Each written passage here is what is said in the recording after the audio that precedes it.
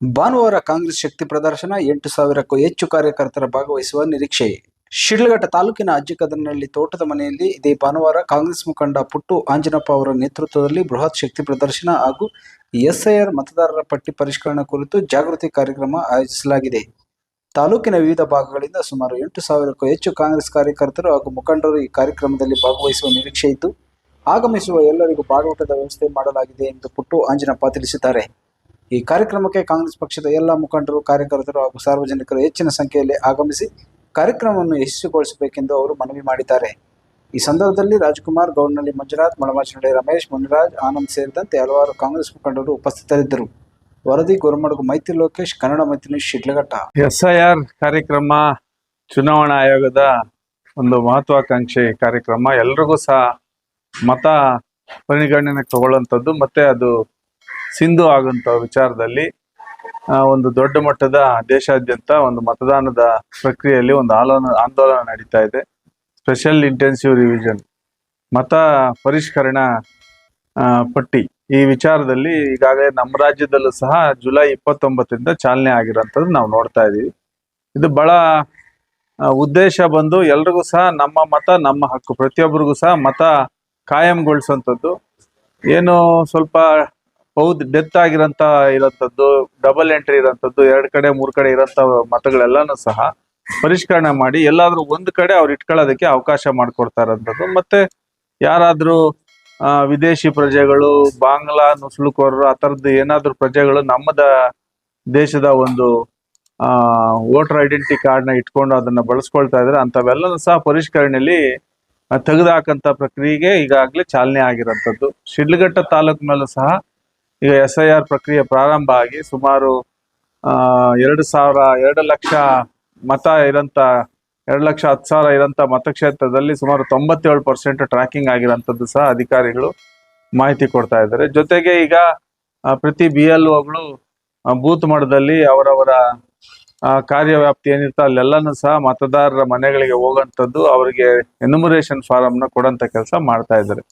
Enumeration farm ಅಂದ್ರೆ ಬಹಳ ಒಂದು ವ್ಯವಸ್ಥಿತವಾದಂಥ ಫಾರಮ್. ಈ ಎನ್ಯುಮರೇಷನ್ ಫಾರಮ್ಗೆ ಪ್ರತಿಯೊಬ್ಬ ಮತದಾರನು ಸಹ ಭರ್ತಿ ಮಾಡಿ ಸಹಿ ಮಾಡಿ ಅದನ್ನ BLOಗೆ ಹಿಂದಿರುಗಿಸಿದ್ರೆ ಮಾತ್ರನೇ ನಮ್ಗೆ ಮತ ಉಳ್ಕೊಳ್ತದೆ ಮತದಾರ ಪಟ್ಟಿಲಿ. ಇಲ್ದಿದ್ರೆ ಅದನ್ನ ಹಿಂದಿರುಗಿಸ್ಲಿಲ್ಲ, ನಿಧಾನವಾಗಿ ಕೊಡೋಣ, ನೋಡೋಣ, ಇದೇನೋ ಕೊಟ್ಟಿದ್ದಾರೆ, ನಾವು ಅದನ್ನ ಮೈ ಮರ್ತರೆ ನಾವು ಮುಂದಿನ ದಿನಗಳಲ್ಲಿ ನಮ್ಮ ಮತನ ಕಳ್ಕೊಳ್ಳೋಂಥ ಆತಂಕನೂ ಸಹ ಹೆಚ್ಚಾಗಿ ಕಾಣ್ತಾ ಇದೆ. ಹಾಗಾಗಿ ನಮ್ಮ ಚುನಾವಣಾ ಆಯೋಗದ ಗಡುವು ಏನಿದೆ ಈ ತಿಂಗಳ 29, ಅದ್ರೊಳಗಡೆ ನಾವು ಈ ಎನ್ಯುಮರೇಷನ್ ಫಾರ್ಮ್ನ ಫಿಲ್ಅಪ್ ಮಾಡಿ ನಾವು ಕೊಡೋಂಥದ್ದು ಆಗ್ಬೇಕು. ಎನ್ಯುಮರೇಷನ್ ಫಾರಮ್ ಅಲ್ಲಿ 2 ರೀತಿ ನಾವು ನೋಡ್ಬೋದು. ಒಂದು 2002 ಮತದಾರರ ಪಟ್ಟಿಲಿ ಇರೋಂಥ ಒಂದು ವೋಟರ್ ಐಡೆಂಟಿಟಿ ನಂಬರು, ಮತ್ತೆ ಈಗಿನ ಆಧಾರ್ ನಂಬರು, ಮತ್ತೆ ನಮ್ಮ ತಂದೆ ತಾಯಿಯ ಸಂಪೂರ್ಣ ಮಾಹಿತಿ, ಅವತ್ತಿನ ವೋಟರ್ ಲಿಸ್ಟ್ನ ಯಾವ ಮತದಾರ ಕ್ಷೇತ್ರದಲ್ಲಿ ನಾವು ಇದ್ವಿ, ಈ ರೀತಿಯಾದಂಥ ಮಾಹಿತಿನ ನಾವು ಅಲ್ಲಿ ಬರಿಬೇಕಾಗ್ತದೆ.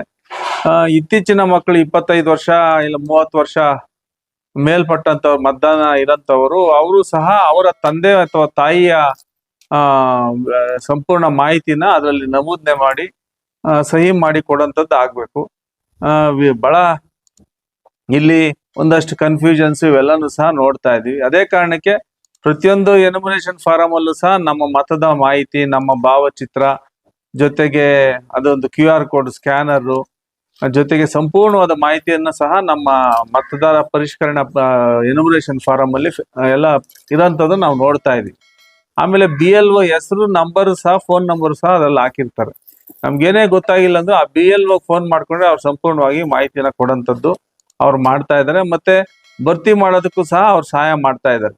ಯಾವುದೇ ಕಾರಣಕ್ಕೂ ಕ್ಷೇತ್ರದ ಜನತೆಯಲ್ಲಿ ನಾವು ವಿನಂತಿ ಮಾಡ್ಕೊಳ್ತೀವಿ, ಇನ್ನೂ ತಡ ಮಾಡೋದು ಬೇಡ. ಪ್ರತಿಯೊಬ್ರು ಸಹ ಆ ಪರಿಷ್ಕರಣೆ ಫಾರಮ್ನ ಯಾರಾದ್ರೂ ಸಹಾಯ ತಗೊಂಡು ಫಿಲ್ಅಪ್ ಮಾಡೋದು, ಇಲ್ಲ BLO ಜೊತೆ ಮಾತಾಡ್ಕೊಂಡು ಫಿಲ್ಅಪ್ ಮಾಡಿ ಆ ಎನ್ಯುಮರೇಷನ್ ಫಾರಮ್ನ ಎಷ್ಟು ಜಲ್ದಿ ನಾವು ಹಿಂದಿರುಗಿಸಿ ಅದನ್ನ ಅಪ್ಲೋಡ್ ಮಾಡ್ತೀವಿ, ಅಷ್ಟು ಶೀಘ್ರವಾಗಿ ನಮ್ಮ ಮತ ನಮ್ಮ ಹಕ್ಕು ಉಳ್ಕೊಳ್ತದೆ ಅಂತೇಳಿ ನಮ್ಮ ಪ್ರಯತ್ನ, ಕಾಂಗ್ರೆಸ್ ಪಕ್ಷದ ಪ್ರಯತ್ನ, ಕಾಂಗ್ರೆಸ್ ವರಿಷ್ಠರ ಒಂದು ದೊಡ್ಡ ಮಟ್ಟದ ಆಂದೋಲನ ಇಲ್ಲಿ ಕಾಂಗ್ರೆಸ್ ಪಕ್ಷದ ಜವಾಬ್ದಾರಿ ತಗೊಂಡು ಮಾಡ್ತಾ ಇರೋಂಥದ್ದು ಆಗ್ತಾ ಇದೆ. ಆ ನಿಟ್ಟಿನಲ್ಲಿ ಆ ಜಾಗೃತಿ ವಹಿಸಂಥದ್ದು ಮತ್ತೆ ಜನರಲ್ಲಿ ಅರಿವು ಮೂಡಿಸುವಂತ ಒಂದು ಸಭೆನ ನಾವು ಸಹ SIR ಕಾರ್ಯಕ್ರಮದ ಭಾಗವಾಗಿ ಇದೇ ಭಾನುವಾರ ನಾವಿಲ್ಲಿ ದೊಡ್ಡ ಮಟ್ಟದ ತಾಲೂಕಿನ ಎಲ್ಲ ಬೂತ್ಗಳಿಂದನೂ ಸಹ ಒಂದು ಮುಖಂಡರುಗಳು, ಸದಸ್ಯರು, ಪದಾಧಿಕಾರಿಗಳು ಮತ್ತೆ ನಮ್ಮೆಲ್ಲ ಸಾರ್ವಜನಿಕ ಬಂಧುಗಳು ಸಹ ಈ ಕಾರ್ಯಕ್ರಮಕ್ಕೆ ಬರ್ತಾ ಇರೋಂಥದ್ದು. ಅವರೆಲ್ಲರಲ್ಲೂ ಸಹ ಈ ಕಾರ್ಯಕ್ರಮದ ಬಗ್ಗೆ ಅರಿವು ಮೂಡಿಸುವಂಥದ್ದು, ಜಾಗೃತಿ ಮೂಡಿಸುವಂಥದ್ದು.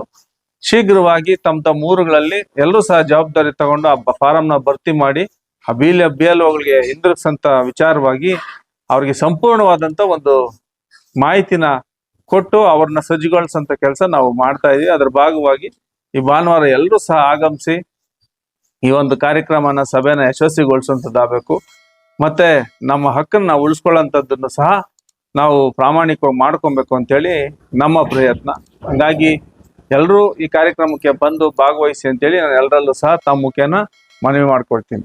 ಈಗ ನಡೆಯಲಿರುವಂತ ಕಾರ್ಯಕ್ರಮಕ್ಕೆ ಯಾರೆಲ್ಲ ವಿಶೇಷ ಅತಿಥಿಗಳು ಬರುವಂತ ನಿರೀಕ್ಷೆ ಇದೆ ಸರ್?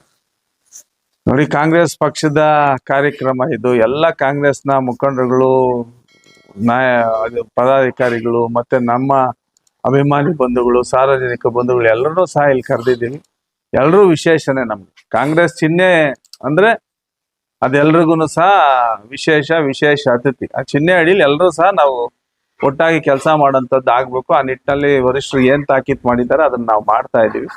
ಹಿಂಗಾಗಿ ಎಲ್ಲರೂ ಸಹ ಆಗಮಿಸ್ತಾರೆ. ಎಲ್ಲರೂ ಸ್ಪೆಷಲೇ ನಮ್ಗೆ. ಸರ್, ಇಲ್ಲಿ ನಾವು ತೋಟದ ಮನೆಯಲ್ಲಿ ನೋಡಿದ್ರೆ ಒಂದು 10 ಟಗರು ಮರಿಗಳಿತ್ತು. ಅವತ್ತೇನೋ ಬಾಡೂಟ ಅಂತ ಹೇಳ್ತಾ ಇದ್ದಾರೆ.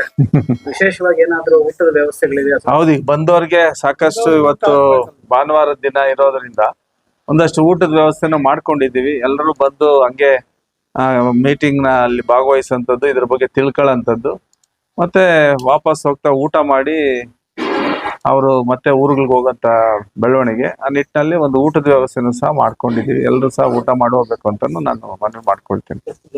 ಎಷ್ಟು ಜನ ಸೇರೋ ನಿರೀಕ್ಷೆ ಇದೆ?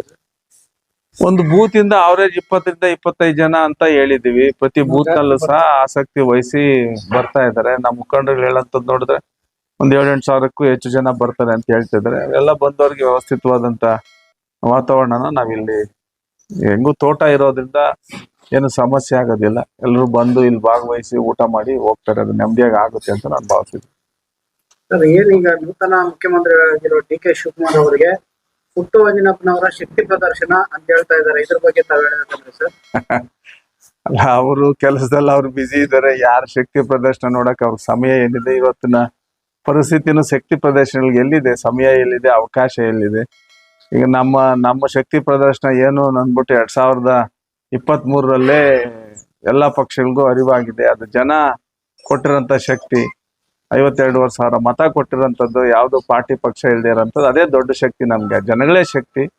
ಹಂಗಾಗಿ ಆ ಶಕ್ತಿ ನಮ್ಮನ್ನ ಯಾವ ತರ ತೀರ್ಮಾನ ಮಾಡೋದು ಅದನ್ನ ನಾವು ತಲೆ ಬಾಗಿಸ್ಬೇಕಾಗ್ತದೆ. ಅದು ಮುಂದಿನ ದಿನಗಳಲ್ಲಿ ಎಲ್ರಿಗೂ ಒಳ್ಳೆ ಸಂದೇಶ ಬರ್ತದೆ ಅಂತ ನಾನು ಭಾವಿಸಿದ್ದೀನಿ.